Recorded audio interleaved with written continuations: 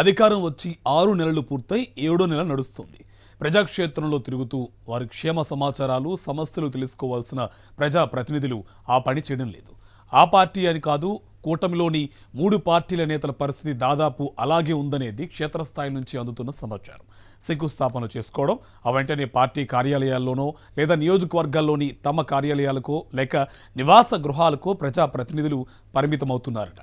ప్రజలకే కాదు, ఆఖరికి సొంత పార్టీల కార్యకర్తలకు కూడా మొహం చూపించాలంటే చాలా మంది కూటమి ప్రజాప్రతినిధులు, మంత్రులు ఇష్టపడట్లేదట. ఎందుకు? కూటమి పాలనలో ఏం జరుగుతుంది?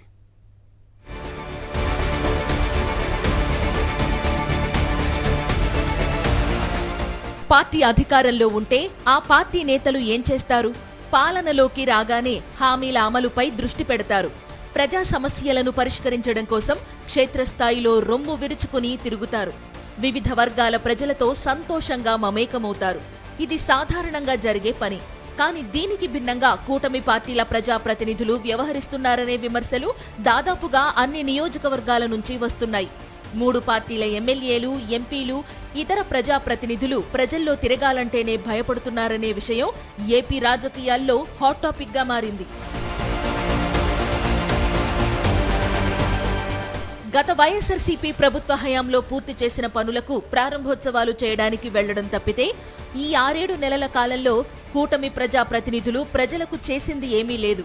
కూటమి ఎమ్మెల్యేలు, ఎంపీలు బయటకు వెళితే వారి వారి పార్టీల కార్యాలయాలకు వెళుతున్నారట, లేదంటే ఇంటికే పరిమితమవుతున్నారనేది ఆయా పార్టీల నేతలు, కార్యకర్తల్లో జరుగుతున్న చర్చ.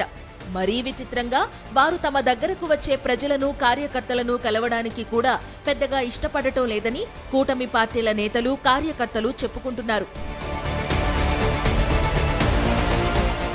కూటమి పార్టీలు అధికారంలోకి వచ్చిన తరువాత తొలి నెల జరిగిన పెన్షన్లు పంపిణీలో పాల్గొనడం తప్పితే మళ్లీ ఎక్కడ కూడా నాయకులు ప్రజల్లో కనిపించిన దాఖలాలు లేవు.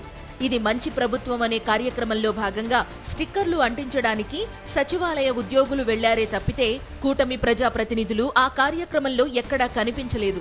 ఎందుకు ఇలా జరుగుతోంది? అసలు 6-7 నెలలకే కూటమి ప్రజాప్రతినిధులు ప్రజలకు దూరమైపోవడానికి గల కారణమేంటి? ఎందుకు ప్రజలను కలిసేందుకు వెనకడుగు వేస్తున్నారు? ప్రస్తుతం ఈ ప్రశ్నలు ఎక్కువగా వినిపిస్తున్నాయి. నిజానికి ఇవేవి $1 మిలియన్ ప్రశ్నలు కాదు. వీటికి సమాధానం స్కూలుకు వెళ్లే పిల్లల్ని అడిగినా చెబుతారు. ఆ మాటకొస్తే వాళ్లే బాగా చెబుతారు. ఎందుకంటే రాష్ట్రంలో విద్యా వ్యవస్థ ఎలా భ్రష్టుపడుతున్నదనే విషయం విద్యార్థులకు, వారి తల్లిదండ్రులకు బాగా తెలుసు కాబట్టి. కూటమి ప్రభుత్వం అధికారంలోకి వచ్చిన తర్వాత సూపర్ 6 పథకాలను అమలు చేయలేదు. దాంతో వాటిపై ఆశ పెట్టుకున్న ప్రజల్లో తీవ్రమైన ఆగ్రహం పెల్లుబుకుతోంది.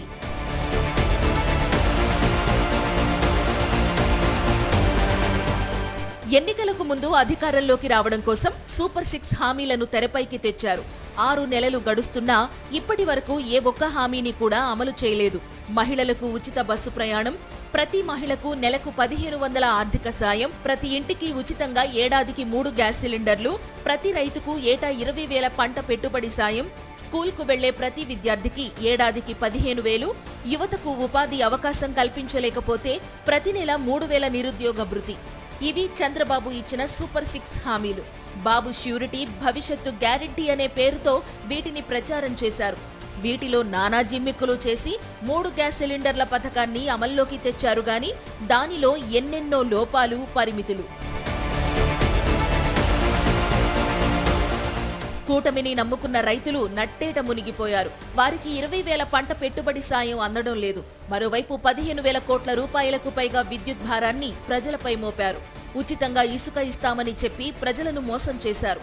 ఉమ్మడి రాష్ట్ర చరిత్రలో ఎన్నడూ లేని విధంగా టన్ను ఇసుకను ₹1,000 కొనుక్కోవలసిన దుస్థితి ప్రజలకు ఏర్పడింది. కూటమి పార్టీల నేతలు, ముఖ్యంగా టీడీపీ వాళ్లు తమ తమ ప్రాంతాల్లో ఇసుకను ఇష్టానుసారంగా బ్లాక్ చేసి బ్లాక్లో అమ్ముకుంటున్నారు. ఇసుక తగినంత లేక భవన నిర్మాణ కార్మికులు ఉపాధిని కోల్పోతున్నారు. లక్షలాది మంది కుటుంబాలు రోడ్డున పడ్డాయి. మరోవైపు నిత్యావసర వస్తువుల ధరలు ఆకాశాన్ని అంటాయి. సామాన్యులు బజారుకు వెళ్లాలంటేనే బెంబేలెత్తిపోతున్నారు. ₹1,000 పట్టుకెళితే గాని నిత్యావసర వస్తువులు కొనలేని పరిస్థితి ఏర్పడింది. ఈ నేపథ్యంలో 6 నెలలకే కూటమి పాలనపై అన్ని వర్గాల ప్రజల్లో తీవ్రమైన వ్యతిరేకత కనిపిస్తోంది. దాంతో కూటమి నేతలు కనిపిస్తే చాలు నిలదీయడానికి ప్రజలు రెడీ అయిపోయారు. దీన్ని గమనించిన కూటమి ప్రజాప్రతినిధులు ఇళ్లకే పరిమితమవుతున్నారు. ప్రజల్లోకి వెళ్లి 4 తిట్లు తిట్టించుకోవడం, నిలదీయించుకోవడం ఎందుకని దాదాపుగా ప్రజాప్రతినిధులందరూ ఇళ్లకే పరిమితమైపోయారు. జనాల్లో తిరిగి పలచనవ్వడం, సోషల్ మీడియాలో ట్రోల్ కావడం కంటే కుదిరినంత మేరకు కుటుంబ సభ్యులతో గడపడమే ఉత్తమమనే అభిప్రాయం కూటమి పార్టీల ప్రజాప్రతినిధులందరిలో కనిపిస్తోందని ఆ పార్టీ కార్యకర్తలు చర్చించుకుంటున్నారు.